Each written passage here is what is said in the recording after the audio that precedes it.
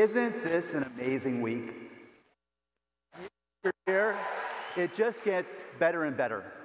It's a time for us to come together as a team, reflect on our performance, celebrate what we've accomplished, connect with friends, and also reinvest in ourselves.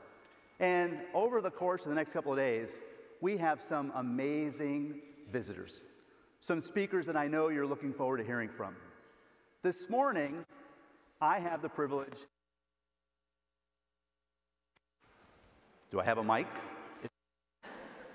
Well, the reality is, they really need no introduction. Serena Williams and Alexis Ohanian, you've been online, many of you, since 6:15 this morning to get a seat here to listen to them. She's a pretty good tennis player.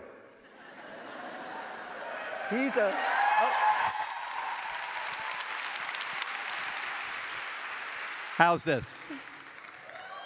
He's a venture capitalist, an investor, and the founder of one of the most popular internet sites in the world.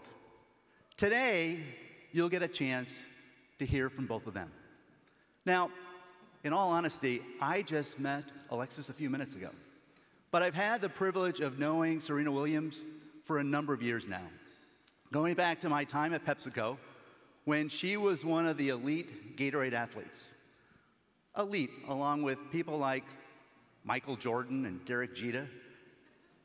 Serena Williams, as we all know, is the greatest tennis player of all time.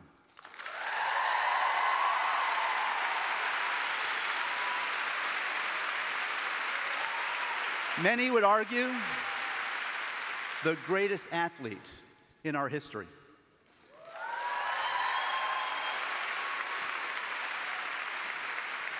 But the Serena Williams I've gotten to know is also an amazing person. She's warm, she's kind, she's smart. She's very focused on making a difference each and every day. She's been committed to gender equality, diversity, and inclusion. But most importantly, she's always been devoted to her family. Today, we're going to get a chance to meet Serena and her husband. They're going to spend time taking you through their life story, talking about what's important to them, their values, what drives their success, their family, and importantly, how occasionally they have to overcome disappointment. So, we've got a short little video that I think will set the stage for an amazing discussion this morning. Thank you.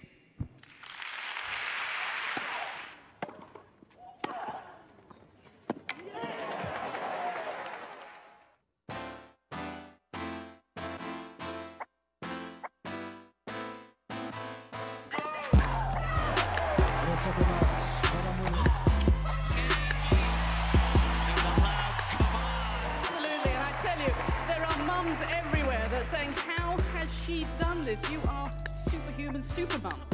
No, I'm just me, and that's all I can be.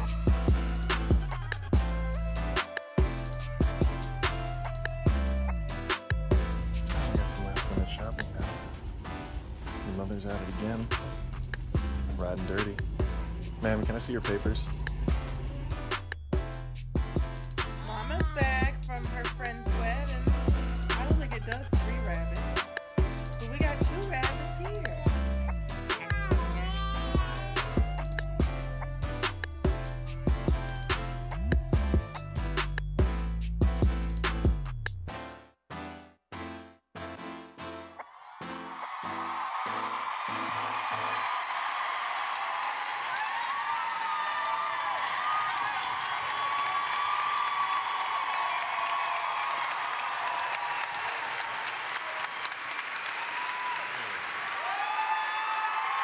Wow.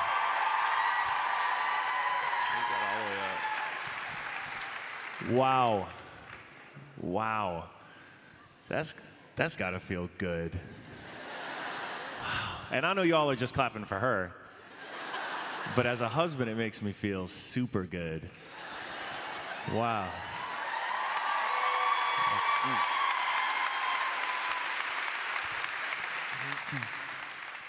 Well, this is a little different. I do not professionally interview people, but I got the opportunity and seized it to sit here with my amazing wife for the next 49 minutes and ask questions, which may or may not involve me as answers. So please be gentle.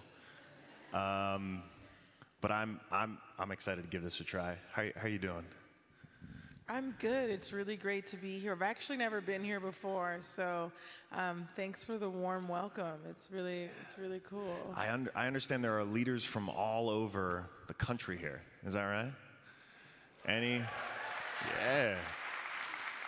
So our home base is in Palm Beach, Florida. Yes. Yeah. There we go. That's our target.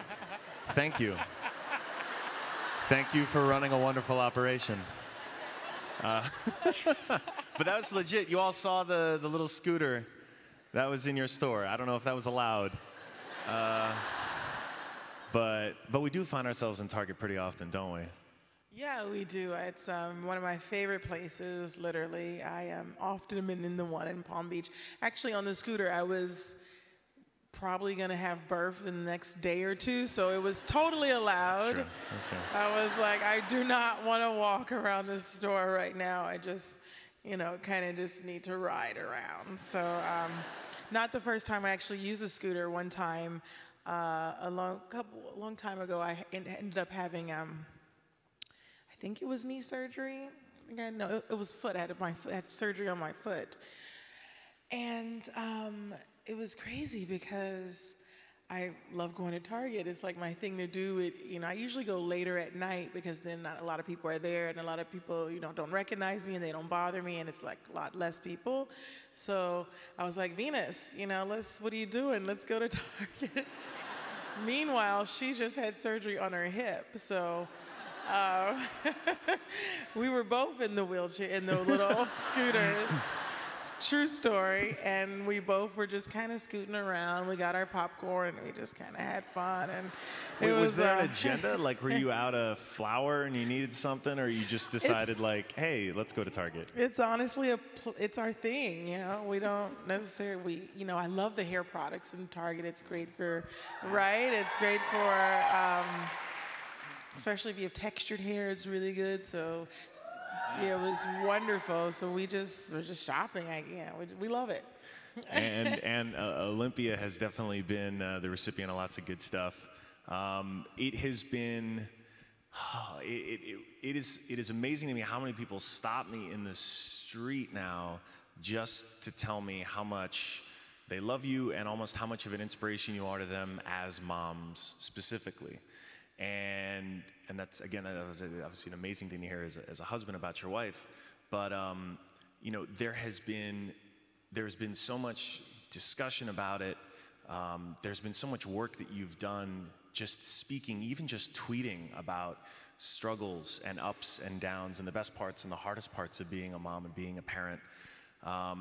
What is it that makes you feel comfortable opening up like that and showing this kind of vulnerability as someone who is so well known and so successful? Well, I think for me, it's really important to just be myself. And, I am what I am. You see what you see. You don't see anything different behind closed doors.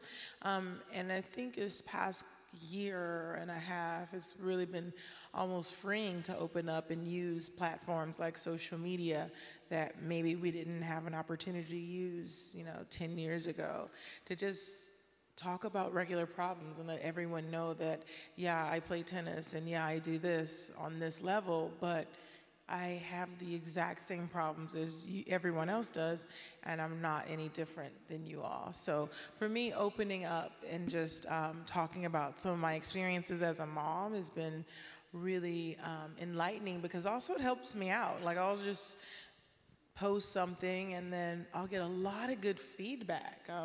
One thing that I'm still struggling with our daughter is teething, and I was like, man, this is hard. No one warned me about this. This is really, really hard. Like, it's hard on her and it's hard on me because I want to take away the pain, but you like can't. And then people are like, it's okay, and all kinds of suggestions from carrots to frozen stuff. And someone suggested frozen waffles, which I thought was really cool. I would have never heard about that. So I love opening up, and it's like I have this whole new community of people that I don't know that I can almost get advice from. And it sounds weird, but it's a really good way to just communicate with everyone. Mm-hmm. I will point out the other side of that is when you tweet about how you need a foot rub, I get bombarded with text messages, tweets, lots of people, strangers, telling me I need to go home and give my wife a foot rub. So I hear you loud and clear. It works. It is. It is a powerful force. And you know, there's an oft-asked question too, specifically with Olympia, about whether or not she's going to play tennis, and I'm sure more than a few people here want to know the answer, because I mean, there's been at least one photo on her Instagram account of her holding a racket, looking a lot like Mama, pondering a serve. What do you think about Olympia playing tennis? You know, I don't know. I've always said I would never put any of my kids into tennis. The reason being, you know, the pressure to have to maybe live up to what their mom has done, and that's not fair. They should be able to create their own way in life and do their own thing. However, if she wants to play tennis, I would be totally supportive of it. In fact, Venus said she would coach her, because I don't have the patience for coaching. So Venus is like, I'll do that. I won't travel, but I'll do all the coaching and just get someone to travel with there. And I'm thinking, okay, but let's not push her into tennis yet. But so anyway, it's really interesting because I think it's so important for me to support my child's dreams, our child's dreams, and whatever she wants to do. I mean, you want her to do more coding and being... She'll be programming. Well, and let's be honest, if she decides to be a tech entrepreneur, the bar to surpass her dad is so much lower and more attainable. I mean, don't get me wrong, I'm very, very proud of my career, but like, let's be realistic, like, even though she's a junior, even though she's named after me, like, there's a path to surpass. There's really not on the sport end of things, but the interesting thing that I have seen, though, is, I mean, you were, and you spoke about this a little bit during the HBO documentary, but like, you were nervous about becoming a mother, and I will just point out for the record, I was so sure that you were going to be an amazing mom because I saw how you treated our dogs, and I knew, even though they are mighty jealous these days, I saw those instincts, I saw that adoration, I saw that early on. But what is advice you find yourself commonly giving soon-to-be parents or recent parents now that they're coming to you, friends of yours, for guidance and suggestions? Oh man, I just say every kid is different, you know, and I mean, I have the one, but I just feel like for me, it's been a great experience. And I was super nervous about being a mom. As you know, I didn't think I would be a good mom. I'm obsessed with my dogs, and I was like, oh man, I just hope I can love my baby more than my dogs. And I know it sounds weird and ridiculous, but we really love our dogs. It's really true. And you know, I didn't know, I've never been around babies, I've never changed diapers, I've never been a baby person. And so I was really nervous about that. And some of my friends were like, oh, Serena's pregnant. And then like a day later, they'll be like, wait, I've never seen Serena even hold a baby. So we were all a little nervous. But, you know, I guess I really feel like the mother instincts definitely came in. And I don't know. And I talked to a lot of friends of mine, and I thought, man, what's wrong with me? I don't feel I don't understand how I'm not feeling this amazing connection yet. And a lot of people were like, I didn't either, and it's okay. And the minute she's born, you'll feel it. And I was just nervous the whole time. And eventually, the second she came out, I felt it. And what really helped me, though, was talking to my friends that had similar experiences. And other people had an instant connection, and they had different experiences. But for me, I had a different path and a different journey.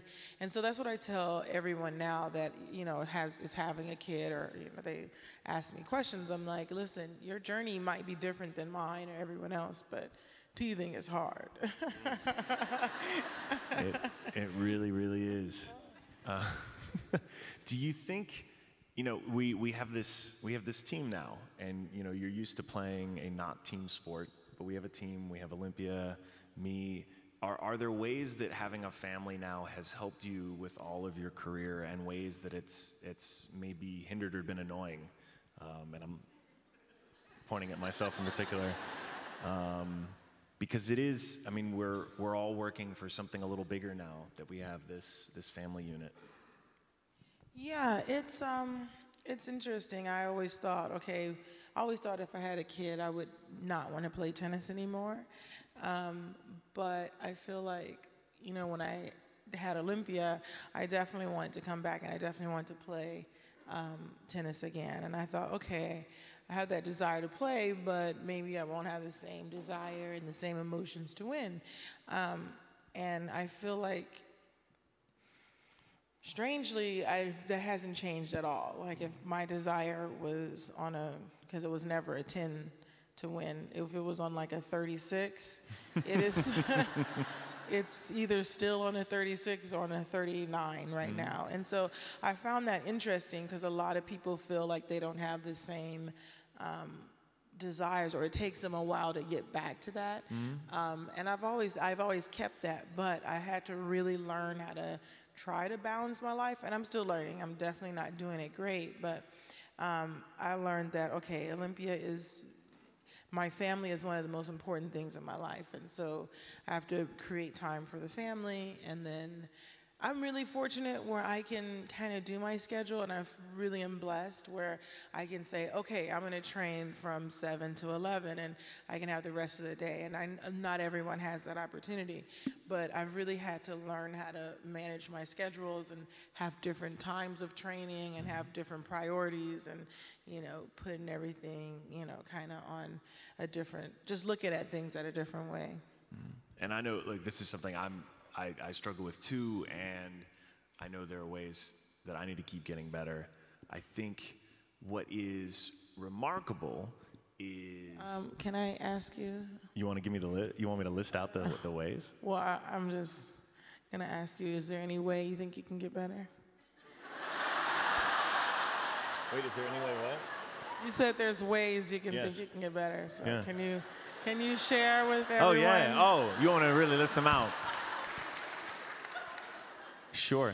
Yeah, There's this one. is There's a long interview list. your Just wife, choose one. they said. It'll be fun, they said.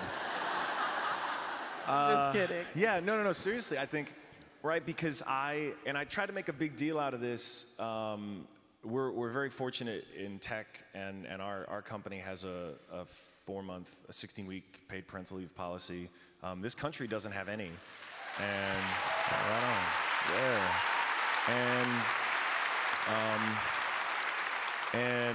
And I took all of it. And I wasn't perfect. I mean, I still was on my phone from time to time. Like, I'd still take some calls here and there and jump in and out of it. But I was grateful for it, and I felt like there started to be a shift in the conversation around it. And part of it does come down to, frankly, men in power in industry saying, like, yeah, no, this time is important. I'm going to take it. No one can dare accuse us of being, like, not serious about our careers, or the sort of unfair charges that get levied at women oftentimes for taking leave. And I think it's important. But I know it's something I struggle with too, because I love the work that I do. It is all consuming, and the insidious part is, because it is digital, right, it's on me all the time. I can be working at, 2 a.m. in the corner of the bed, sending off some emails, and it's a challenge. It absolutely is a challenge. But the feeling of purpose, because there is a family now that I'm doing this for that feels bigger than me, is powerful. And you know, it's something that I just have to point out the fact that, I mean, you are just over a year away from nearly dying because of complications. And even seeing you in the finals at Wimbledon was truly awe-inspiring. Because I still remember, like, you all, I mean, even if you saw the HBO series, you didn't see, I mean, you literally had an open wound still for a month after that gauze was getting treated every day, pulled out of, put back in. Like, to see the progress that you made in such a short period of time is phenomenal, and I think a big part of why so many people are so in awe of your story. But the thing that is so impressive to me is you still are using this platform to push for more change for more people, men and women, but certainly women in particular, who don't have all the privileges and the opportunities that we get to have. Do you ever think you're gonna get tired of spending your entire career having to do this? Because you've had to do this from the moment you stepped on a tennis court as a young girl. Yeah, I feel like, in short, yeah, I do. Some days I feel like it is tiring to always have to have this weight on your shoulders, so to say. But at the same time, it's bigger than me. And I feel like some of the things that I do and some of the things that I represent and some of the things that I say really can change people's lives. And maybe it could help a whole generation of people that come in the next generation or the younger generation right now. They won't have to go through the same things that I have to go through. And the same thing with me, like people that played tennis before me or people that opened doors in sport for women before me. They did it and they weren't necessarily able to have that great benefit, but my generation was. And so I think like it's kind of like this pay it forward, like every generation, every person should really always try to strive to continue to make efforts and to make leaps and bounds for the next generation. If we continue to accept things and stay at the same level, then we'll always have the same results. So I really love speaking out and being verbal and saying like, hey, this isn't right, or let's make things better. I really love equality. I just want to be treated the same way. I think everyone should have to be treated the same way. Well, and you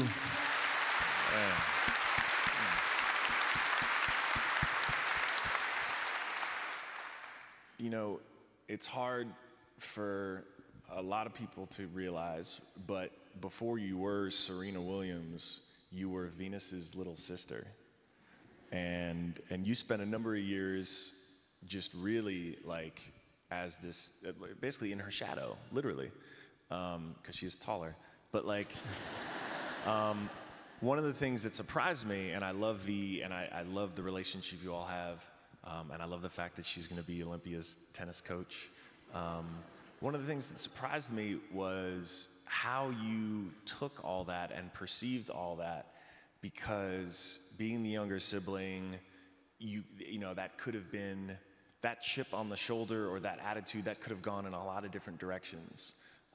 So how was it being, you know, Venus's little sister for so long, and how did that motivate you, and how do you think that helped you?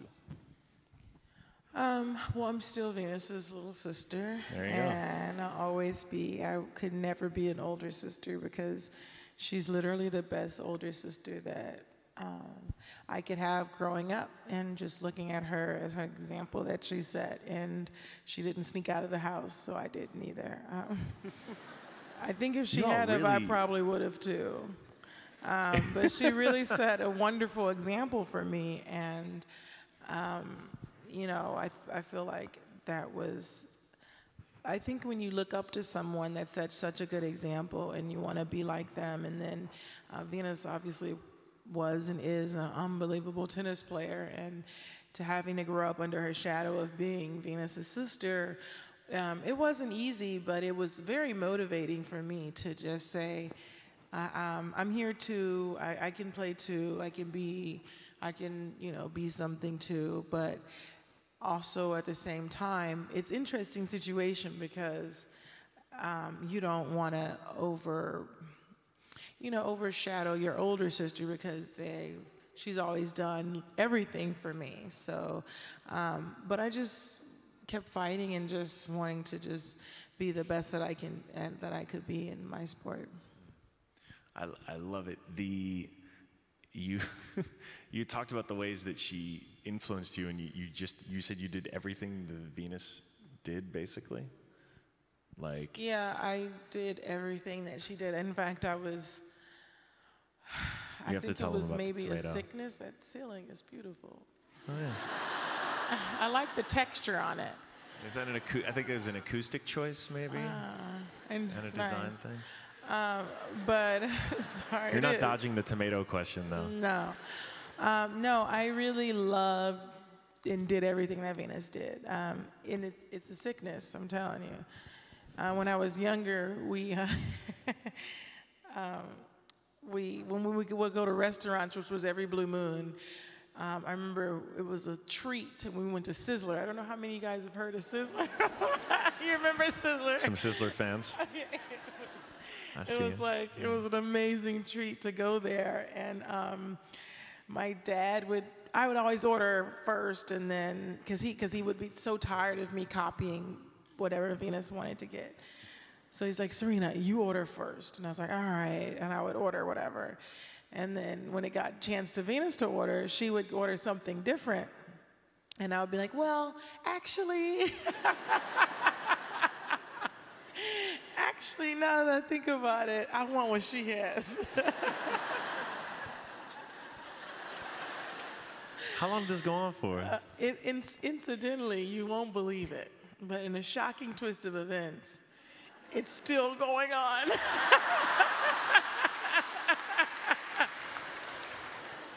But just on a much higher, insane level. Venus and I have lived together. Oh, yes. Until I think I was 34, I moved out finally. Yeah. Yeah, I met Alexis and I was like, all right, Serena, if you're ever gonna get married, you gotta move out. Yeah. Yeah. 34 is a good time for that. It's a good time. So from birth until 34, we were together. That's my longest relationship. So we decided that we're gonna build our house. We'll build houses next to each other, or not next to each other, in the same neighborhood, Palm Beach. And whoop, whoop. And so this was probably like 5 years ago, not when I was 34, but when we decided that we would always live together because we loved each other so much, we always wanted to be close to each other. So we found, in Palm Beach, it was so much land, obviously. So we found some nice land, and we both found spots, but they weren't close to each other, so like, nah. So this is going on for years. I still haven't moved into this house. So eventually I found this great lot of land, and I was like, you know what, this is the land for me. I'm gonna live here, it's great. And then Venus found some land, but it wasn't close to me. And I was heartbroken. I was like, oh, and it was closer on the water, and I was like, oh, what am I gonna do? So I had all these plans, the architecture, and we like literally had all the plans. We were going out to go bid it to have the house spec'd. And wouldn't you know it? No, I know it. Yeah, package deal. Now, this is probably 5 houses into the making, to a point where the community of Palm Beach doesn't believe that we're ever going to build a house, because we've probably used every architect to build plans on paper, but they never make it up. So I'm on my house number 5, and Venus is probably on 6 or 7. So she finally finds a lot of land, like a plot of land close to the water. And I was like, oh my God, what am I gonna do? It's literally about a 25-minute drive. I'll never make it over there. This is a nightmare. It's gotta be within golf cart or walking I'm like, distance. oh, this is not gonna work. So I'm still like just saying, Serena, just go through it. I'm fighting through these plans and I'm fighting to get it done. And a shocking twist of events, about a year and a half ago, a plot of land next to the water came up for sale. And how many houses, how far is it from It's like these? 5 houses down from Venus. So I'm literally putting my plans into the city to get permits. I'm like, oh God, they're not gonna believe this, but I have to change. I have to be next to Venus. So eventually I ended up changing that, and still, as you can see, I still have not moved into this house. That's probably never gonna be built.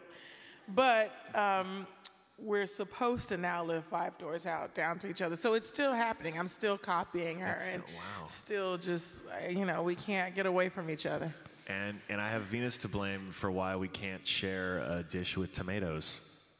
Yeah, so also when I was younger, I used to love tomatoes. I used to be very healthy. They're a wonderful food. Who doesn't? I mean, tomatoes are great. They're versatile, they're delicious. Tomatoes. Yeah, what happened? I love tomatoes. And so I would eat them like apples. I would like grab a tomato and I just eat it, and it was delicious.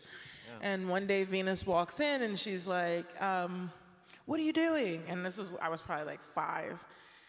And I'm like, I'm eating a tomato. And she's like, ew, I hate tomatoes. And it just like, oh. And I stopped eating tomatoes.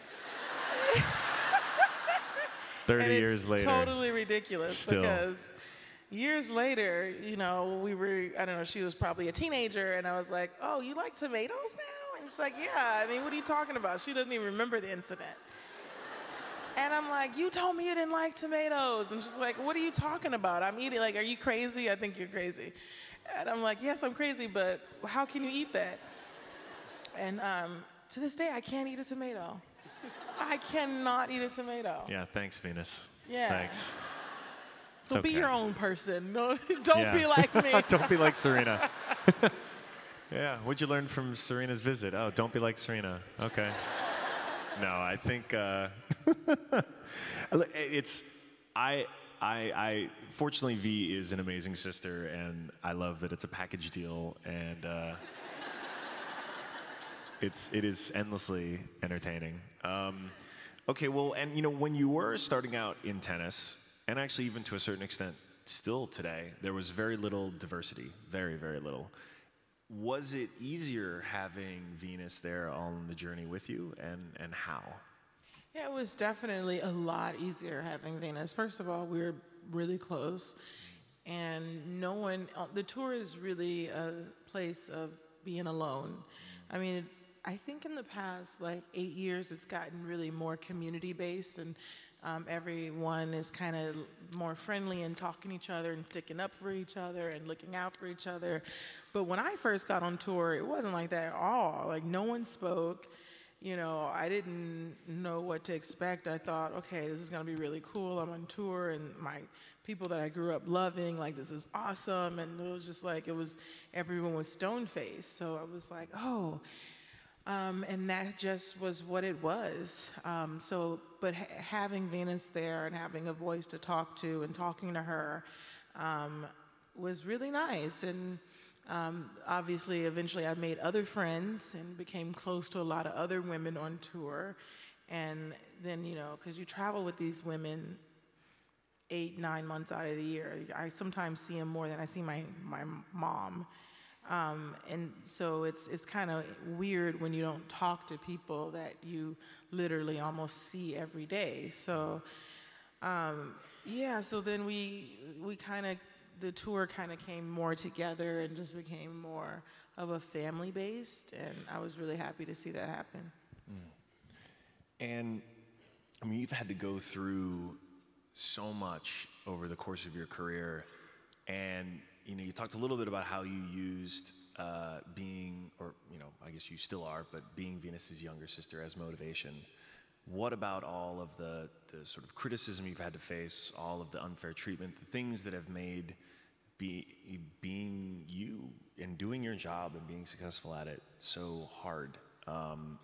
how do you use that as motivation? How do you deal with it? Well, it's not easy. Sometimes it's hard to get motivated after you feel like you've been treated unfairly.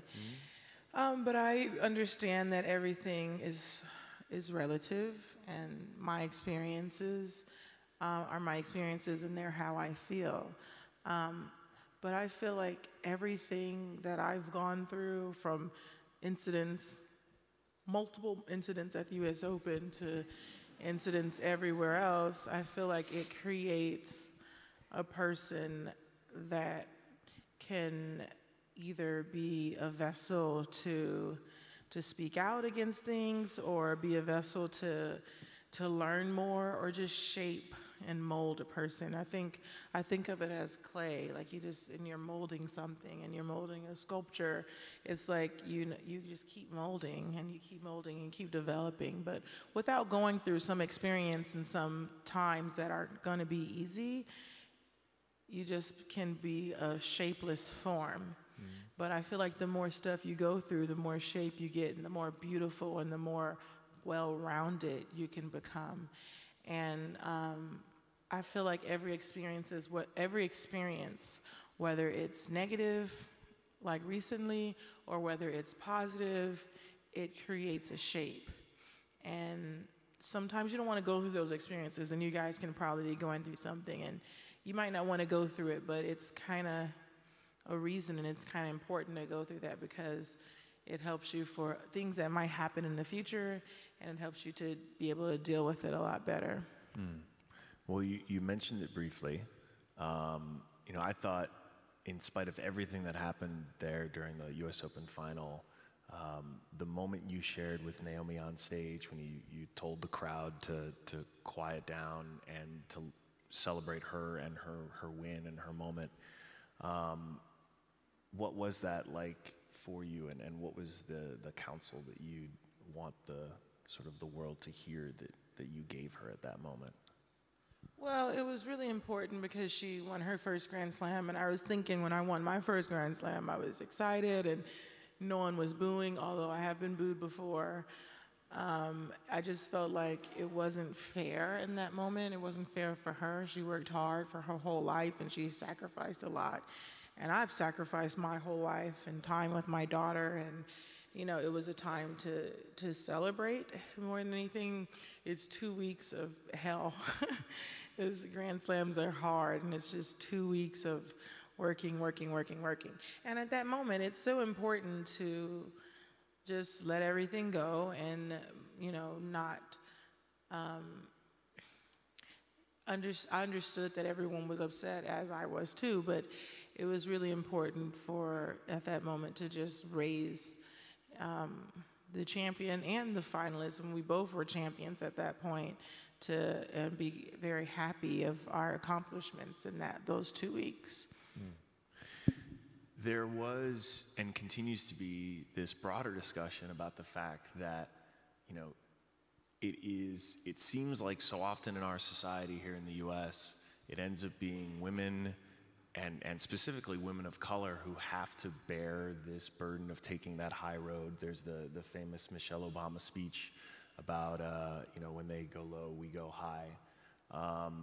There has been so much that you've already been able to accomplish beyond the sport of tennis. And you've spoken out on a number of issues that are affecting our broader society. What do you think about when you're thinking about your bigger legacy, whether it's in business or whether it's in philanthropy or just in life? I've always said I wanted to inspire and help one person, and for me that is a big goal, because really helping and inspiring one person can inspire another person and another person and another person. So it's kind of hard to say now. That's how I started. And now, more or less, what I want to do is just speak out and just say that all people, we really just want to create this environment of feeling like I can scream like a man and still be a lady and not be penalized for it, or I can. Because we celebrate it. We celebrate it when a man does it. Yeah, I can be celebrated, and I can also, you know, be a CEO. I can have that opportunity, and I feel like that's what my voice is for now. And every day I just feel like, you know, it's just a new challenge to do that, and I embrace it, and I'm excited about it. I'm excited about what's going to happen in the future. And you know, this also takes on probably, I think, a different focus. You know, I mean, Olympia is a year old, so she's still, I mean, she's amazing, but she's still pretty immune from a lot of the rest of the world. But, you know, we think about even the conversations we have around her, the encouragement we give her, like literally the word choice we use when we describe behaviors she's doing or the clothes we put on her and all the different things. How, what's the world that you want to create for a little girl like her, or even a little boy in this age when it seems like everything is so contentious and heated? Well, I just would like to feel, if I were to have a son, and I have a daughter already, I would like to feel that my son wouldn't have more of an opportunity because of his sex. And I wouldn't want to feel like my daughter would have more an opportunity because of her sex. And I think when you have a kid, it just makes everything, it makes your life, it changes your life for sure. You know, it makes you look at the world differently, and it makes you think, wow, like, this is what I want for my child. And having a daughter was important for me. Every day I tell her she's great. Every day I tell her you're doing great. I encourage her so much, because often women aren't encouraged. And I feel like a lot of times women are expected, especially when they're young, they're expected to get good grades, and they're expected, you know, to be the smartest in class, and the boys are expected not to be, and they get a little bit more encouragement, and then when you get to college, it totally flips, and there's a reason for that. So every day, is not a day that goes by that I don't tell Olympia that she's great, she's doing great. She was walking today and she fell. I said, good job, you know. Because she picked no herself up. No one can fall like that. Yeah, that's why we fall, so we can learn to pick ourselves up. And I think, you know, maybe she doesn't understand. I think she's starting to understand me now, but I really, really believe it starts at a really young age that we can shape our future. We can shape our kids to be in this more positive environment, and to be the people of the future, and to be this world of the future that, you know, that we can just be better. There's a little, we had this one toy before she was ready to fully walk, the boardroom, which is like it's like a circle in the middle, like a circular table with these 4 quarters with like different animals and geographies on it, and then you put the baby in and they can run around it and like mash buttons and make noises, and we called it the boardroom because I want her to think that, right, we want her to think that she has a seat at the table on the board. She can be the chair of the board. She could be the CEO. And I mean, it's a stupid little bright colored plastic table, right? It's not literally a boardroom, but I feel even more aware of it now as a parent, and it also makes me regret all the things, or sort of highlights all the blind spots I know I had before I had that extra perspective. Not to mention now that I'm obviously, well, I'm a man, and this baby is a girl, so there's a blind spot there, and this baby is also black, and is going to have a very different life experience than one that I can relate to, and but I really, really do hope things are going to be better, because we have a chance. We actually have a chance to do this, and you know, people like you are using your platform to make it better. Well, I think that is important, and I feel like if I were to have a son and he were to fall, I would say, great job, you're doing great. Yeah. That was the best fall I've ever seen. Because it's not about just telling this to females. It's about saying it to females in addition to saying it to male counterparts. And it's about having a voice like yours that is a man, and saying, oh, you know, let's support the women, and it's about women saying let's support men too. So it's about bringing them together, and not necessarily saying they're two completely separate things. And y'all are noticing Serena's red shirt. I don't know if that's an official Target red color, but it's definitely red, and it definitely vibes with the Target. Tell us about the logo, though. There's an S here on your chest. Yes. Well, this is the Serena brand shirt. I see some amazing ladies. I see you out got there. our S London shirt. Yeah. Well, how did you get the London shirt? You just ordered it in. Oh, okay. And you have are you wearing the skirt? Yeah, I love that skirt. Oh, look at Comes you. in blue. So talk about the inspiration for S brand, because then I'm going to tell my version of the story. Tell about what? The inspiration for S brand. Oh, well, it's a clothing brand. I've lived a lot of lives. I'm like a cat, even though I'm a dog person. A couple lives ago, I went to fashion school. I went to the Art Institute of Fort Lauderdale. Yes.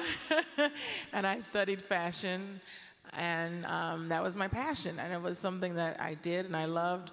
In fact, Venus helped me sign up for it because... I mean, wait, so really V was passionate about it, and then you became passionate about it? Well, to I'm be gonna text her and fair, find out. I'm gonna get the real answer. When we were younger, we couldn't afford like clothes for our dolls, so I would take all old clothes and socks and I would tear them up, and my mom taught us how to sew. So we would always make clothes for our dolls and stuff. And so after I finished high school, Venus, we were professional tennis players, we were professional athletes, so we didn't need to go to school. And I would sit at home in between tournaments and I would watch the Golden Girls every day. And she still does. Still watches Golden Girls. I've now watched every episode of Golden Girls because I am there with you. And so, true story, Venus comes home one day, because we were, of course, living together. She comes home one day and she's like, so, I signed you up for class. I signed you up for school. What a big sister. We go to school next week. Your fashion's major, because I know your major is fashion, because I know you love fashion. And yeah, we'll be in some classes together, and some classes we won't be together. And this is your syllabus. And blah, blah. I'm like, okay. Wow. Thank you, Venus. Thank you.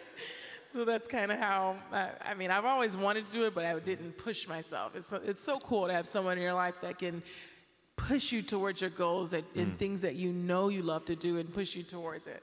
So anyway, after studying fashion, I've always wanted to do it.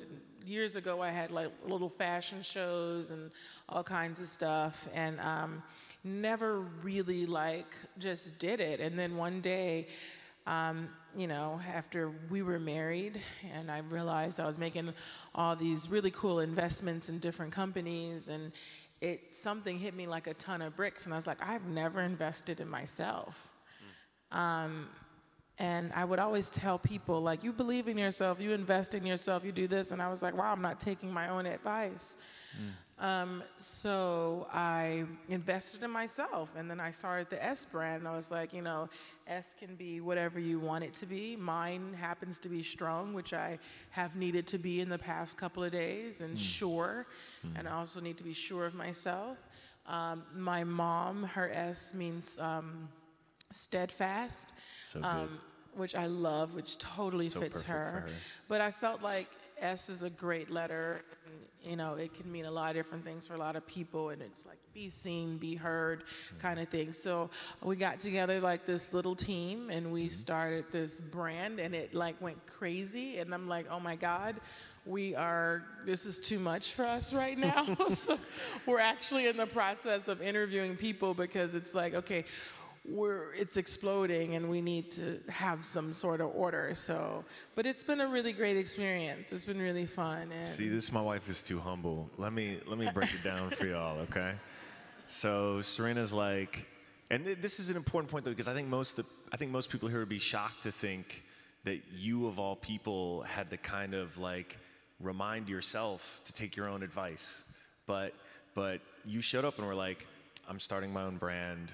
I already know it, I already can see it, and you had a sketch. Now, I'm pretty good with Illustrator.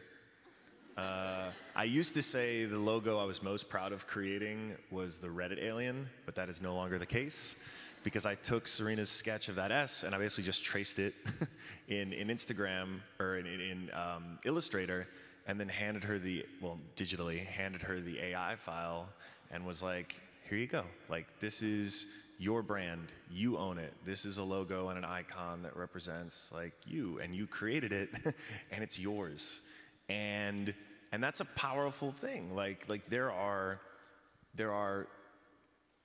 plenty of athletes or people who are able to sort of transcend what they do and have some icon that kind of represents them, some kind of symbol or logo, but very, very, very few of them actually own it and run it soup to nuts. And that's you, and that's what you're starting, and you're only, what, like a few months into it? And already, I mean, I saw a little girl flip out. If you saw her Instagram story, there was a little girl flip out at one of her events because she had a necklace with an S on it that she had just gotten because she was so inspired by your S, by this icon. And it's amazing to be able to see this movement start from the very beginning and to have played a small role. It's interesting too, because I felt like a lot of celebrities and a lot of people have fashion brands, and I never wanted to be that person. So one thing that we do with our brand is we want to hear your stories. And like, people are like, so who does your brand represent? And I'm like, well, we don't represent a face, so to say. We represent the person that believes in themselves. And we also represent the person that is struggling. Maybe they don't believe in themselves today, but they want to.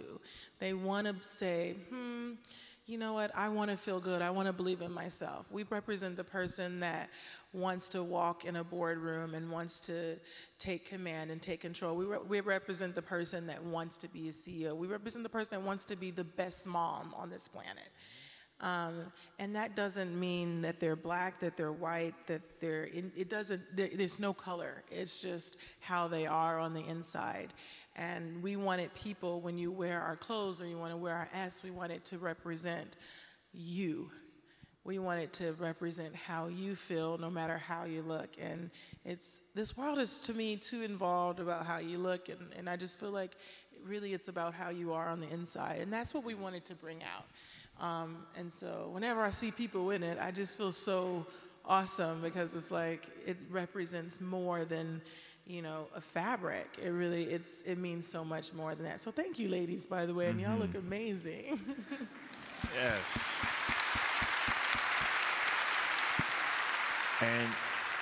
And this is something you can see too, even, and I love seeing the I guess you'd call them fan photos, but the customer photos that people send back.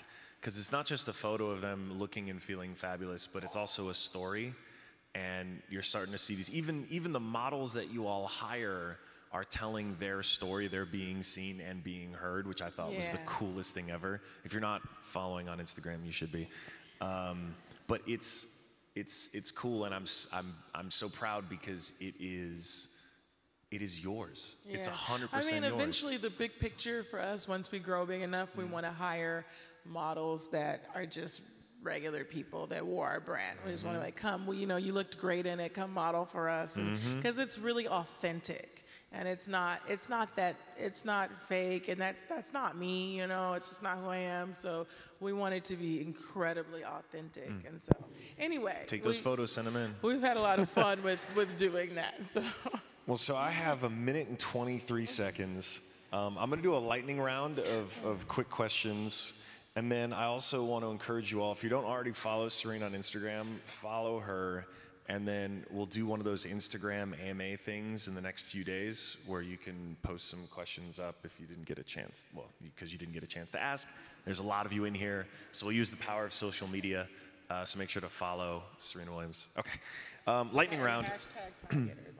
Yeah, throw a little hashtag Target on there. Absolutely. That way I can answer them, yeah. Yes, and then we'll know exactly who is here. That'll be our little secret. So when you ask, great. That's how I'll know to answer your questions. Exactly. Perfect. Okay, lightning round. Coffee or tea? You would think I would know my wife better. Yeah, you don't really. It's like hot water with lemon, if anything. I know, but it depends. Yeah. If I'm tired, coffee. If I'm not, tea. Yeah, that's true. Okay. All right. All right. Now the purpose of the lightning round, babe, is for this to like be quick answers. Morning or night? Night. Okay, beach or mountains? Beach. Yeah, I knew that. I knew that answer. DC or Marvel? Ooh. Well, no. This is contentious, and I'm sorry, guys. I don't want to upset anyone. I'm going with DC. No, I know. It's a problem in the household. I know, but I'm a Superman at heart. Yeah. There is... Superwoman. There is Superwoman. I mean, I have to say, and the Wonder Woman movie finally showed, like, it was finally a DC movie that, like, showed up and came correct. The problem, though, is, I mean, because people always ask, like, how do you guys deal with, you know, being, you know, intercomic marriage? It's not easy. It's not easy. It's not easy. Yeah, it's not easy because I'm I'll Marvel admit all the Marvel way. has better movies, but Superman, you can't. No, I mean, who in Marvel can take The out legends. Superman? No, well, that's the reason we don't like Superman. It's because like there's no depth. Anyway, which You guys wouldn't have the Thanos problem if you guys that's had true. Superman. That's oh. All right, but look. Captain Marvel's gonna show up. She's gonna take care of business.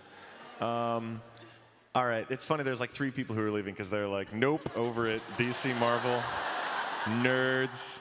See, everyone thinks I'm the nerd, but actually, here's this one. Okay, which bender are you? You guys know what he's talking about? Avatar, the last Avatar. airbender. Nerds. Thank you for identifying yourselves. I love. Okay, lightning round. I'm gonna go fire. Firebender. Yeah, firebender. All right, which bender am I? You think? No. You think? Kind of. That was quite the judgment call. Yeah. But how did they know? I'm not a waterbender though. Well, Well, what do you think? No. I'd wow. say Earth. That's Earth. I think all the way Earth. Yeah, you had strong legs. Yeah. Thank you. That's right. Don't skip leg day, gentlemen. Don't do it. See a lot of guys out there. They skip leg day, and you can tell. Which bender is Olympia? She's water. She loves the water. She's definitely a water bender, Yeah. this baby. Okay, and then I just have to ask, because the real question you all are going to be so upset about not hearing an answer to, what's the story with KY? Where is she? How is she doing? What's wrong with that poor doll? You saw her on crutches? If you don't follow KY on Instagram, you're really missing out. This is like 3 levels deep. It's definitely a rabbit hole of craziness. So what, I mean, well, how, KY is currently in a cast. Yeah. Yeah. 'Cause I have to her post wrist- an update. I need to post an update Her on wrist was KY. dislocated. If Yeah. Olympia's not taking care of her daughter. Olympia's not a good mama yet, but I'm teaching her. But are you a proud grandmother of KY? I'm a proud grandma, but KY is Okay. prone to injury. Well, I did try to buy more KYs, but they were sold out. A lot of KYs. I know. We need to find- the next doll we get her when KY falls apart. We need to get like 50 of, and just hide them in a closet, but not let her find them, because that would be traumatizing. Because if she was like 6 and she walked into a closet full of KYs, it'd be like, oh my goodness, what is reality? It's like the Matrix unplugging scene. That wouldn't be good. Anyway, Serena, on behalf of everyone in here, thank you. Yeah, no, thank you. You are the guys. greatest It was such of a all great time. crowd, yeah. And thank you, Target. And we'll see you in Palm Beach. All right. Yeah, woo! Palm Beach! Thank you. Into this mess, got so aggressive. I know we meant all good intentions, so pull me closer.